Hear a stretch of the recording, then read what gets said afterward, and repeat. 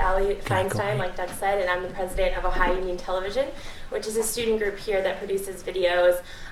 What started out as just about the Ohio Union, but we've really expanded to around the university and around the community. So I'm happy to be here. And all right, without further ado, the title of Mark Fraunfelder's keynote address today is DIY Innovation, which will come as no surprise to those of you who have followed his tenure as editor of the popular Boing Boing blog, Wired Magazine, or Make Magazine. His interest in exploring technology and how it can be customized for new and unexpected uses is a great example of how to make your own education, and why CSTW invited him to be our keynote speaker after his great Writer's Talk interview last year. His book, Made by Hand, Searching for Meaning in a Throwaway World, explores his theme in detail, from beekeeping to fermentation in a closet to rewiring an espresso machine to yield the God shot. Now, some of you may have seen him on the Colbert Report. And throughout all of these, he keeps a sense of curiosity about how things work and how they work better or sometimes just differently. And yes, sometimes just differently does not mean that all projects work out as expected. But the refreshing thing about Mark's interest is that having problems, encountering roadblocks, is an expected and almost welcomed part of his job. When Mark writes about the thrill of installing a self-opening door on a chicken coop, only to be followed by a story about how he made the chickens more likely to be eaten by coyotes, you know that he is willing to face up to problems.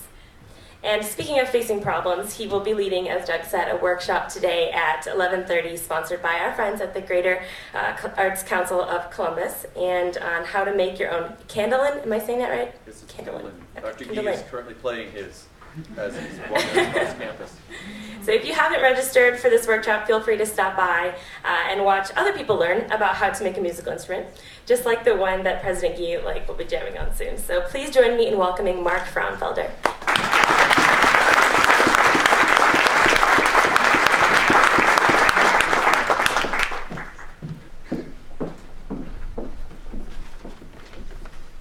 Thanks a lot for the introduction, Allie, and thanks a lot to Doug and Judy for organizing this event and inviting me to speak.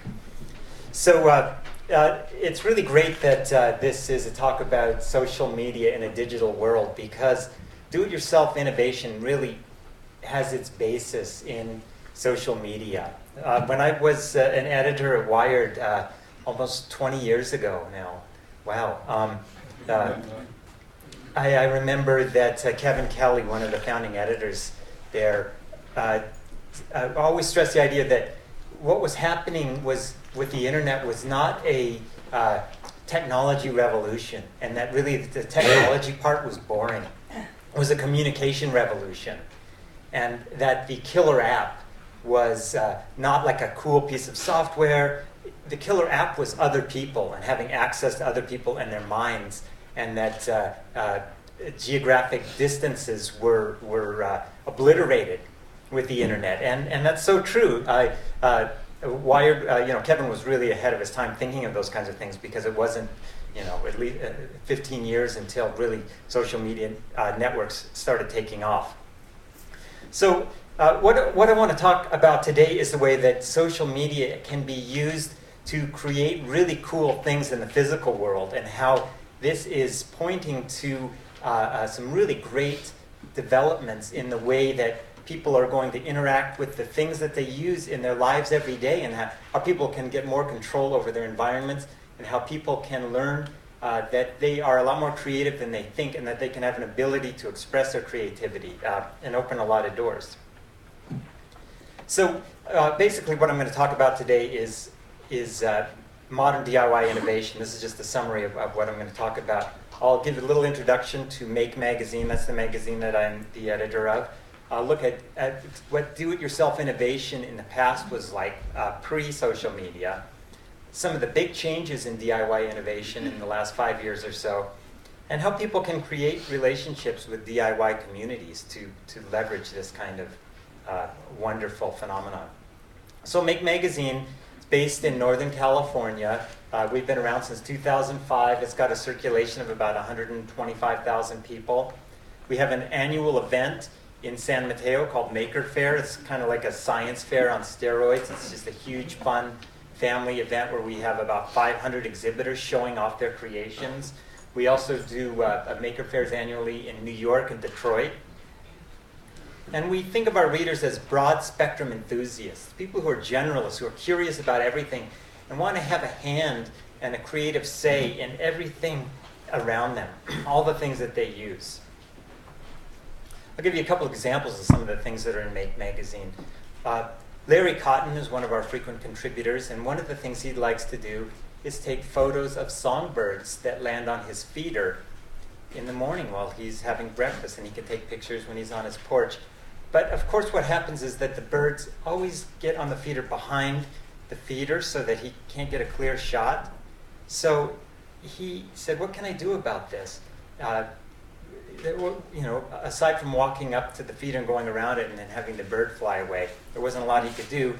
There were no solutions off the shelf to buy. So what he did was he put a small motor on the bird feeder and then a airplane remote control transmitter, and he could just stand on his porch and slowly rotate the feeder. The birds don't mind if you rotate it slowly enough until the birds were in a clear shot. And then he could take pictures of the birds. And he said, well, I could take it one step further, and I can put my camera really close too, and I can hook a servo to the camera and control that with the other channel on the remote control. So he has now a complete bird photography remote control setup that has really enhanced his bird photography. And in the magazine and on the site, we have some beautiful photos of the birds he has taken pictures of. They're amazing.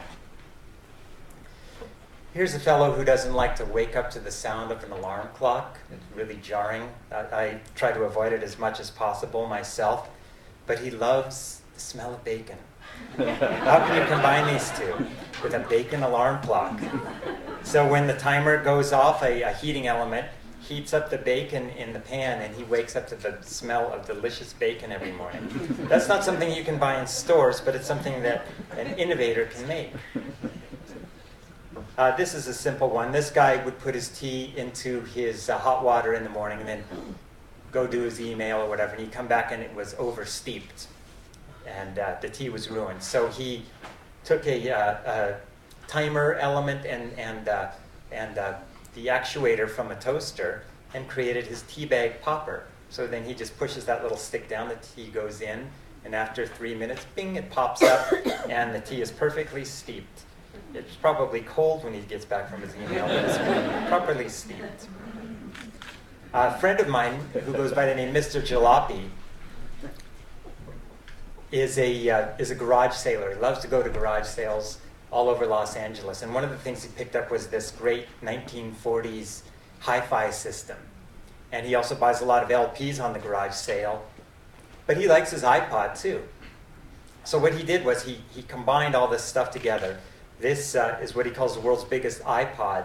It's got a Mac mini computer in it, an LCD screen, and then an iPod. And the buttons actually work. And what you can do is you put an LP on it, and when it plays, it digitizes the entire album to MP3s, stores it on the Mac mini, and also syncs it to the iPod. And you can control all that functionality on the original buttons. And so it's a great way for him to digitize his collection that he brings home every Saturday from his garage sales. Everybody has an old VCR around, or they might have thrown it in the trash by now. But the great thing about it is it's a really good hackable platform. It's got a timer circuit so that you can program it to trigger events. And so this guy triggered it to operate a sausage grinder, and in that funnel is cat food. And so a few times a day while he's at work, it dispenses a little portion of cat food to his cat. So it's his VCR cat feeder.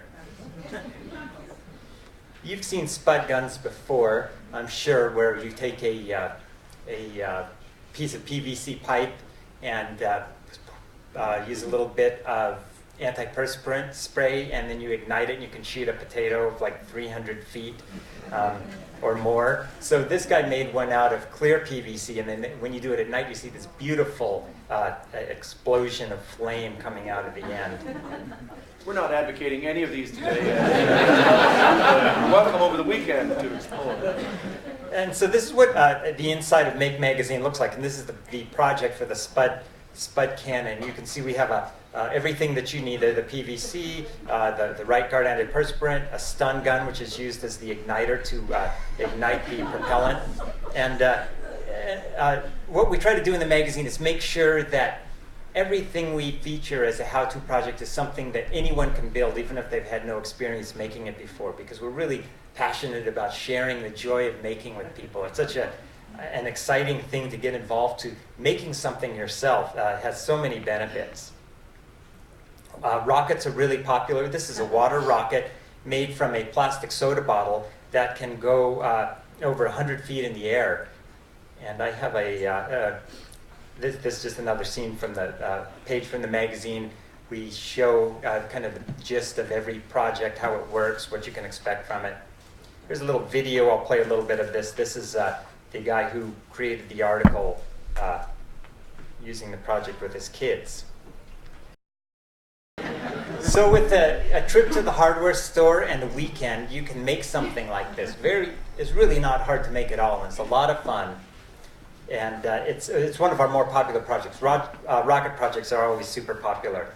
Like this rocket video camera setup that we made for the magazine. It uses a really cheap, one of those cheap disposable video cameras that you can buy that they call single use, and you can take the circuitry out, very lightweight, and you can put it into a standard like SD's rocket, and you can shoot videos of your rocket shooting in the air from the view of the rocket.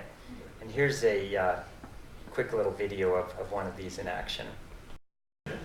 But what a fun way to spend a weekend making something like that and getting a different kind of view of your neighborhood. So I'm not saying that all of this stuff is new, because DIY innovation has always been around. Since before humans were even human beings, we were making tools out of rocks and wood and stuff. This is a magazine called Radiocraft that was around in the 1920s when radio was equivalent to the internet as this cool new communications technology. This is a parabolic microphone so that you can listen to sounds of nature from a distance. And I didn't see this magazine cover until about a year after we ran an article in Make magazine on how to make a parabolic mic using materials found exclusively at a dollar store. And you can see that's one of those little kind of novelty hat umbrellas and a paint roller and a little microphone earbud. And it works really well for $3. This was kind of a crazy portable radio idea from Radio Electronics magazine from the 40s. And again, I didn't see this until after we ran this cool music making helmet project.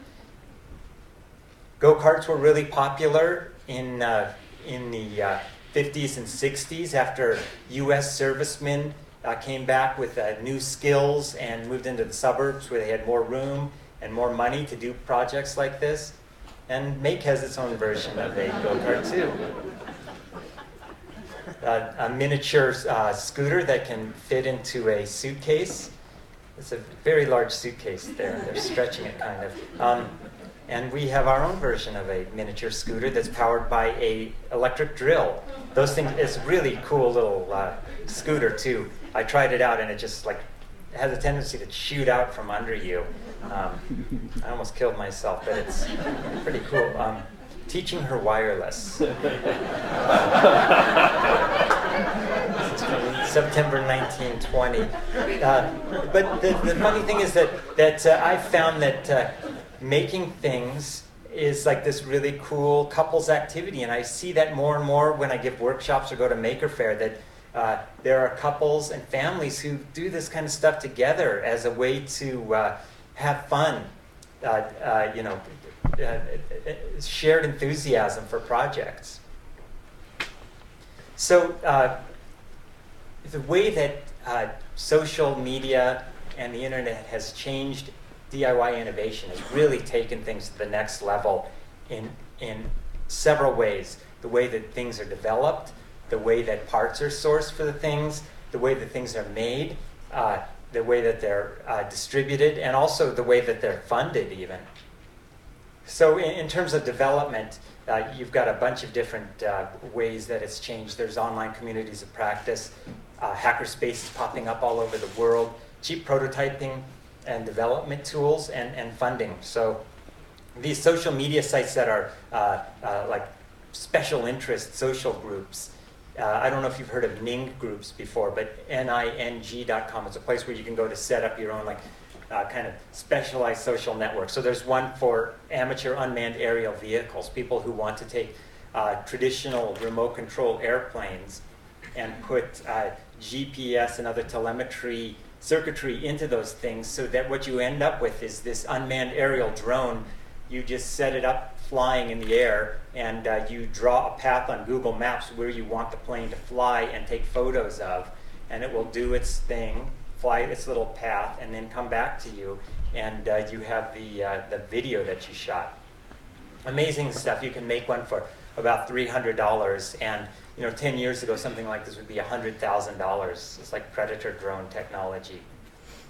Backwards Beekeepers, this is another social media group. It's a club I belong to. It's in Los Angeles. We practice a no-treatment method of beekeeping where we don't use any kind of chemicals, organic or not organic. We just kind of let the bees be bees.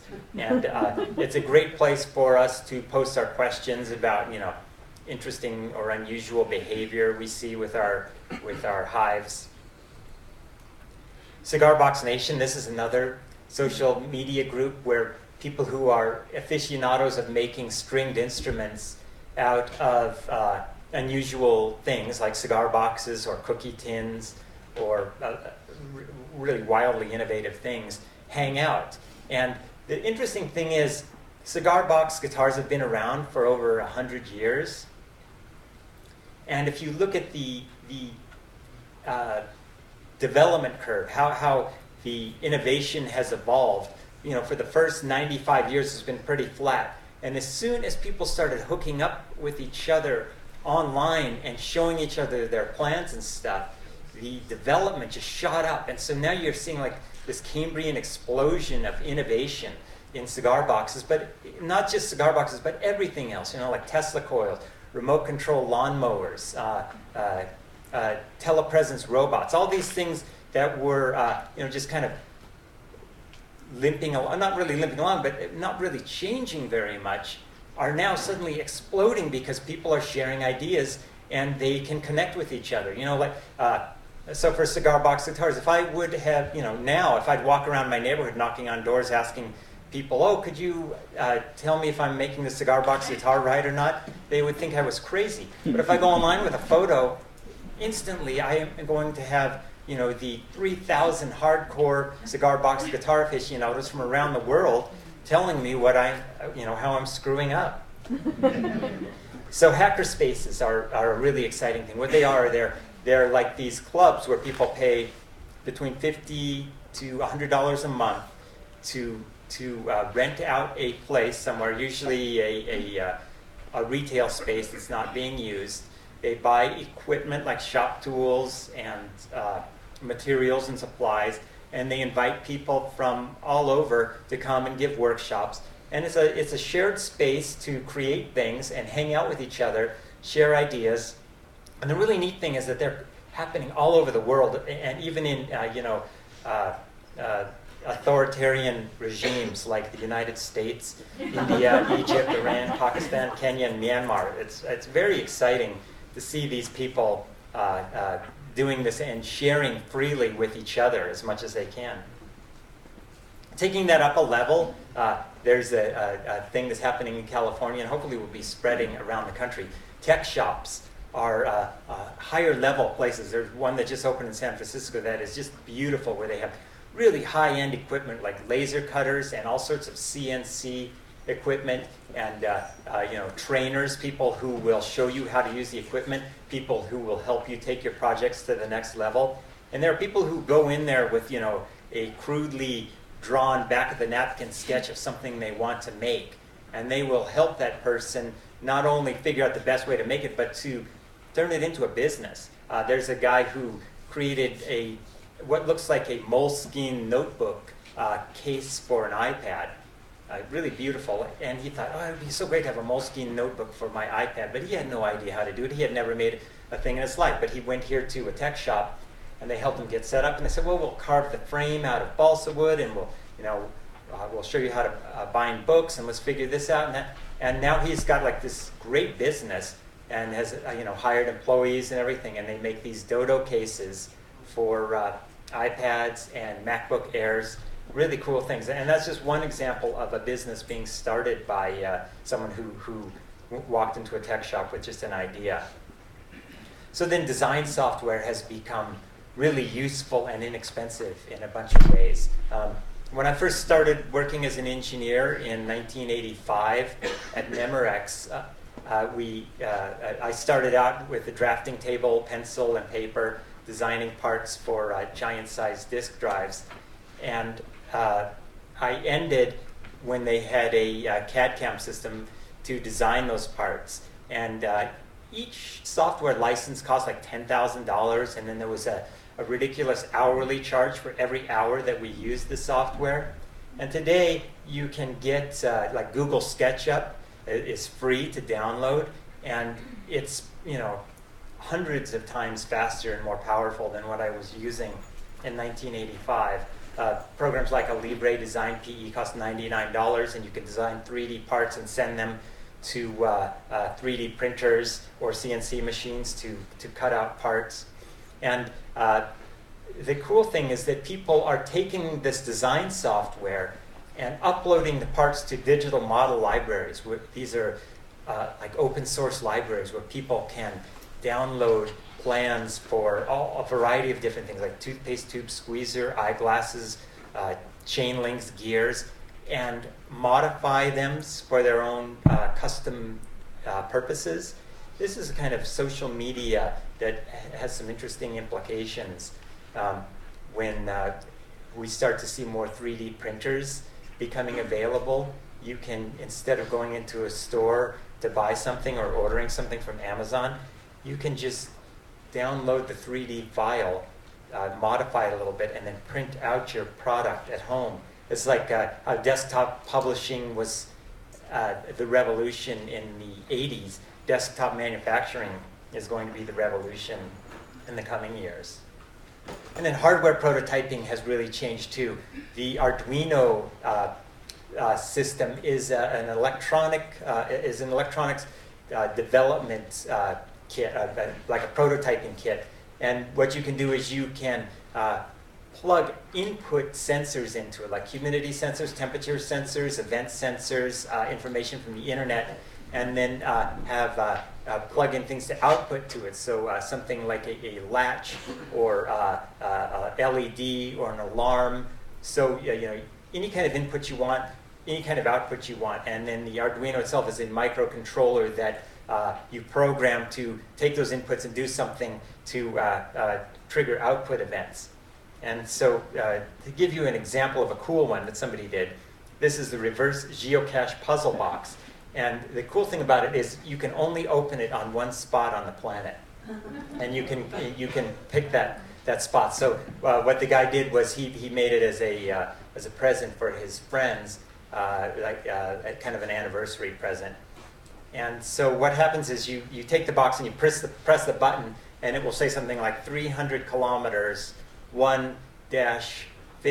So they're like, what is this? And so they got in their car and drove for a while, and then it said like 307 kilometers, 2/50.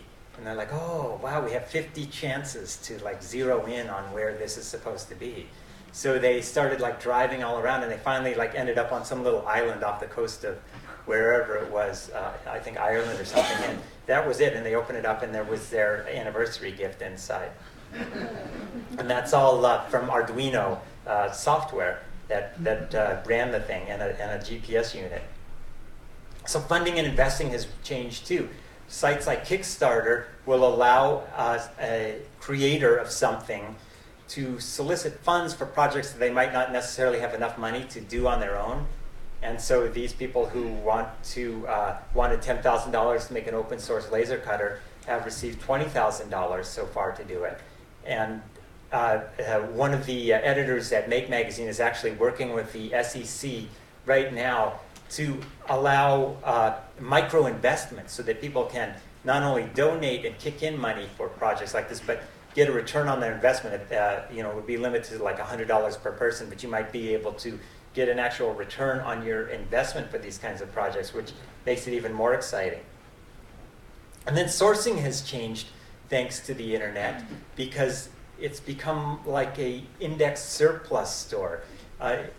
You know, 10 years ago, if you wanted to make something, you would go to junkyard surplus stores and look around and you know, hope to find what you needed, or make do with what you could find, or change your project. Now you can you know, just go online to like McMaster Car and type in the specifications for the exact motor you need, and there it is.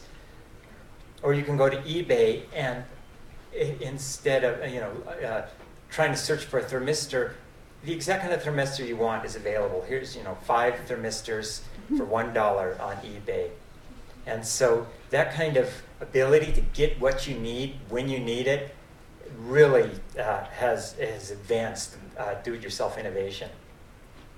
If you need radioactive ore, you can go to United Nuclear, and they have uranium, polonium, strontium, thallium. And you might not be able to see this, but I thought this was interesting. You can get the medium radiation level ore, but the high radiation, super high radiation, and ultra high radiation level is sold out. And so this is not really an effect of social media, but it's still interesting. People are so used to having the latest, greatest, shiniest gadget that they get rid of technology that's perfectly good at bargain sale prices. And so garage sales are a great place to get what you need for projects. And there's a saying that makers live in the current gen minus 2, like 2 generations behind the cutting edge. Still, like, great stuff that people were going crazy for, you know, crazy over 3 or 4 years ago, but nobody wants now because there's something that's faster and smaller. So desktop manufacturing, people are starting to be able to not only design and prototype this stuff themselves, but they're actually able to make them in more than one at a time, you know, one unit. They can leverage the internet to actually become their own manufacturer of things for a very small amount of money. There's a place in New Zealand called Pinocchio. They can take your design, you upload it, and they will then allow you or other people to order that thing that you designed to be made in almost any kind of material you want. Wood, rubber, plastic, glass, metal. And so if you know, some guy designed this bamboo birdhouse out of pieces of wood, and then you can order the kit to snap it together for $95. And they have 3-dimensional services where you can use some of that 3D design software I was talking about. Upload your 3D design and sell it on a site like shapeways.com.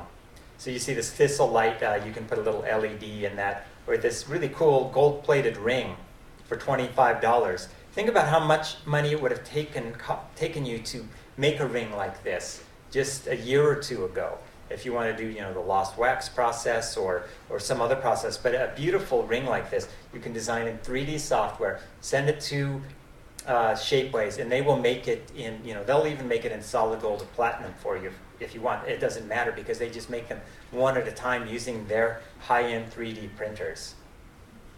And so to try out Shapeways, a friend of mine took this little character. This is a little guy that I designed as a flat drawing, and he works for Disney as a computer graphics guy. And so he turned it into a 3D model using Maya and sent it to Shapeways, and that's what Shapeways tells you it's going to look like when you order it, kind of a plastic thing, and that's what it ended up looking like. Pretty cool. And this is something, you know, for like toy developers or prototypers, this kind of stuff would cost a fortune to have models made like this a while ago. And these are, you know, less than $30 each for these little guys. And so not only are these, you know, these service bureaus like Pinocchio and Shapeways doing things, but these kind of things are starting to become affordable for people to get them into their own home. Like the CNC router costs about $8,000. And what you can do is basically take any design you want on your computer, and it will cut out wood, plastic, or metal in any shape that, based on your design. And so this couple I know that lives in Oakland started a business called Because We Can, and they make beautiful furniture and interiors for companies. This is super complex stuff that would take forever to make using traditional woodworking methods, but the machine they have just spits it out. And so combined with their artistic talents and the ShopBot machine, they have a really nice business going. And then laser cutters are getting a lot cheaper too. This one's $7,000. I think we're going to see, by the end of the decade, certainly a $1,000 laser cutter where you can just put a piece of material inside there and cut out whatever shape you want to make things. People are using them already to do things like build model airplanes. This is a company, Santa Loma Laser, makes model airplanes that are all made on a Zing laser cutter. Beautiful stuff, super accurate, precision parts can be made with it. And bringing 3D printers into the home we're just starting to see that. This is a hobbyist 3D printer called the MakerBot. It costs about $1,000 for the kit. Interestingly enough, the case itself is designed on or manufactured on a laser cutter. It's got that kind of unique, that telltale kind of burned look around the edges. So you can make anything you want with a MakerBot, that can fit inside that little bed there. There's a little model of a rabbit. One person made a MakerBot out of a MakerBot, which is pretty cool. And so, once you've manufactured all these things, you need to distribute them so that you can, sell them to other people. And once again, the internet has made that really easy to do. In so many ways, it's lowered the barrier to entry, and it's the only requirement now is to create something that's cool and interesting and useful. And money is not nearly as much of a factor as it used to be. So Etsy is like this great place for people to sell the things they make. And they have really nice search tools, a variety of ways to browse the site to get things. So you can get this Parrot USB flash drive. Again, Shapeways is another way. Not only do they make single prototypes for you, but they will then allow other people to buy the things that you make. So here's a really cool octopus ring for $25 that somebody made. Pinocchio, here's a guy who sells a bass guitar body for $52 based on his plan that you see there. And then some people just take it a step further and they just have their own businesses that they've started that they run out of their homes. Like this group, a couple, Wendell and Lenore, they have a company called Evil Mad Scientist and Evil Mad Science. And so they made this, what they call an egg bot kit, and it's an egg decorating kit or ping pong ball, whatever you want to put in there, that's kind of spherical. And you can draw a design on your computer, and it will then draw that same design on the egg or ping pong ball. And it's really, really fun to watch this thing in action, drawing its designs. And again, the case for this egg bot was made with a laser cutter. Adafruit Industries is another company that was started by a woman named Lamore Freed. She's on the cover of Wired magazine right now as a maker hero or hacker hero. And she's got this great business selling electronics kits to people. And just an example of someone who has leveraged social media and the ability to source parts online, and combined with her immense creative talents, has this really cool company called Adafruit.com. I recommend you check it out. She makes all sorts of cool kits, like a little Altoids tin with a plug in it so that you can charge your iPhone or MP3 player when the batteries start to die. There's a company called Backyard Brains. They're based in Michigan, this is a really cool $100 kit they call the Spiker Box. And it's used to study the electrical impulses of cockroach neurons. And they will, with the kit, they'll actually send you the cockroaches. And you remove a leg. Interestingly, cockroach legs grow back, so they say it's not a cruel thing to do. And you then plug electrodes, which are just pins, into the leg, and you can hear the electrical impulses, or you can plug your iPad into it and see the waveforms of the electrical impulses. So this is great. High schools are starting to buy these kits, and kids are learning, as they build them, they're learning about electronics, and just working with their hands is a great way to learn. And then they end up with this cool thing that they can, study biology in a cool way.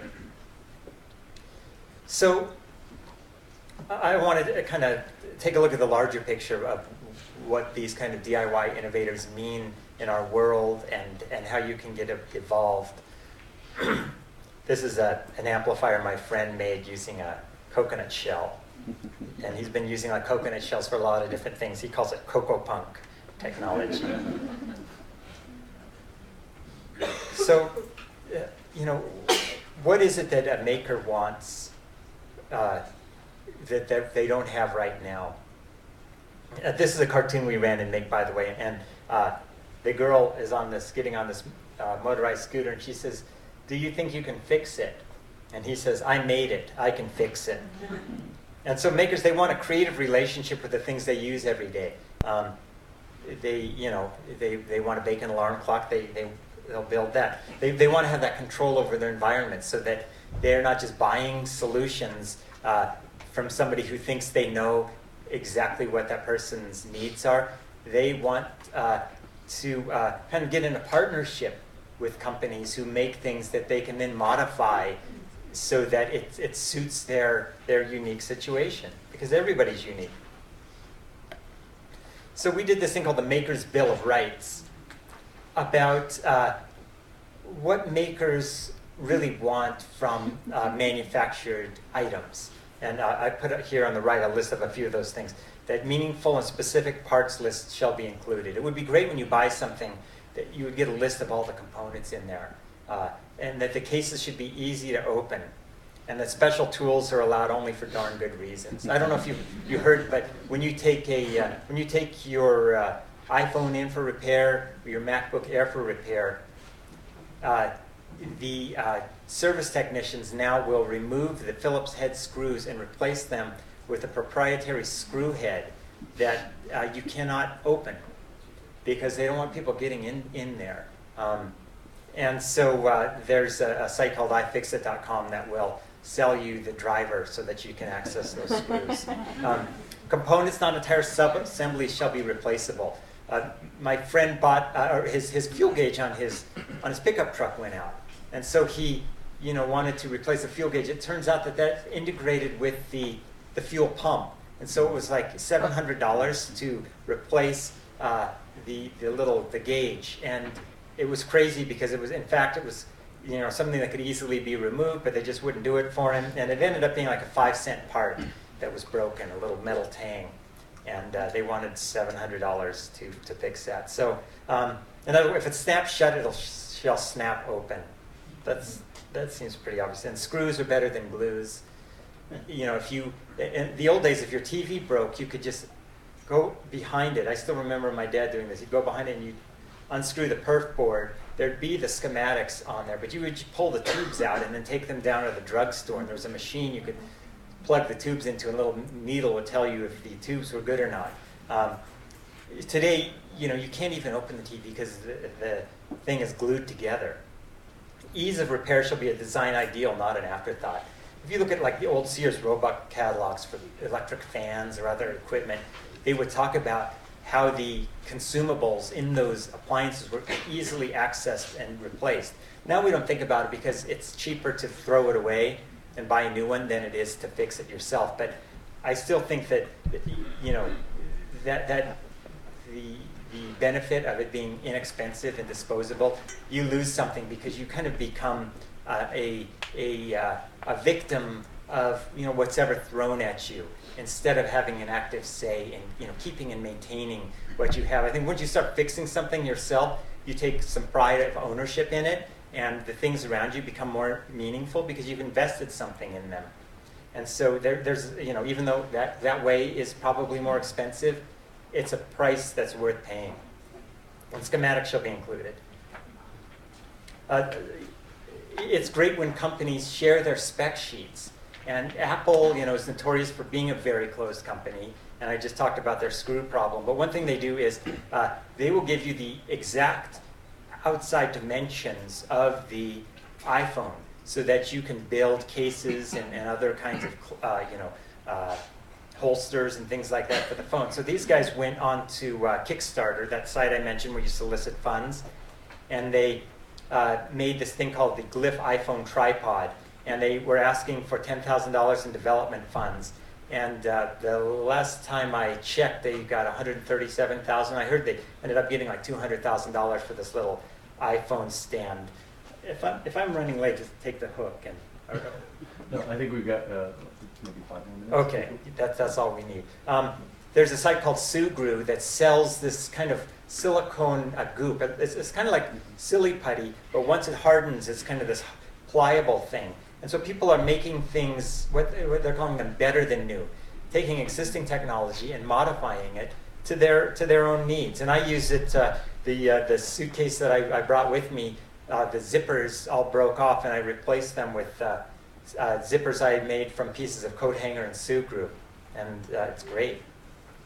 So what I was going to end with is this is an espresso machine called the Rancilio Silvia. It's a great example of how companies should be paying attention to what makers are doing. So this is like the most documented espresso maker on the planet because coffee geeks love this machine. You can open up the whole thing with a Phillips head screwdriver. It's got plenty of room to get your fingers in there and work on everything. It's all analog components. Easy to work on, lots of access. They love to hack it.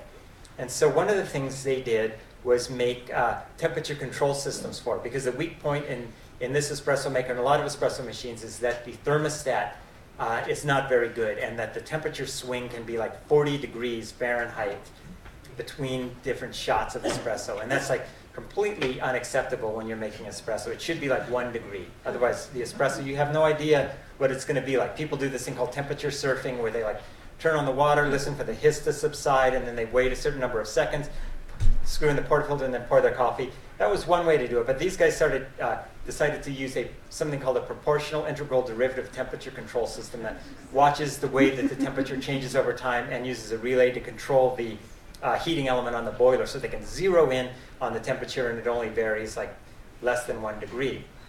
And so people started making these kits, selling PID kits, and I bought one and it's great. It's like completely changed my espresso making experience. I love it. And I use it 3 or 4 times a day.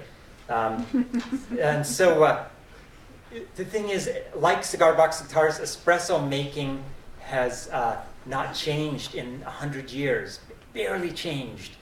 And so it took a few years, but the big espresso manufacturers said, oh, wow, you can do that? And so now the high-end espresso machines also use PID, like this $11,000 Marzocco espresso maker.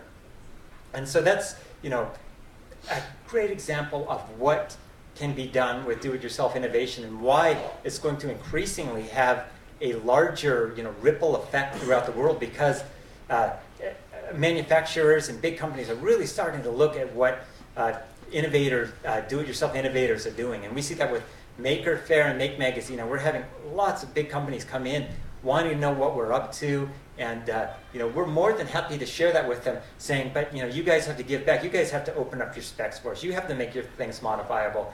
And I'm starting to see a little bit of a relationship forming, which is really exciting. I just wanted to end with this video of what Maker Faire is like. If you have a chance to come, you would love it.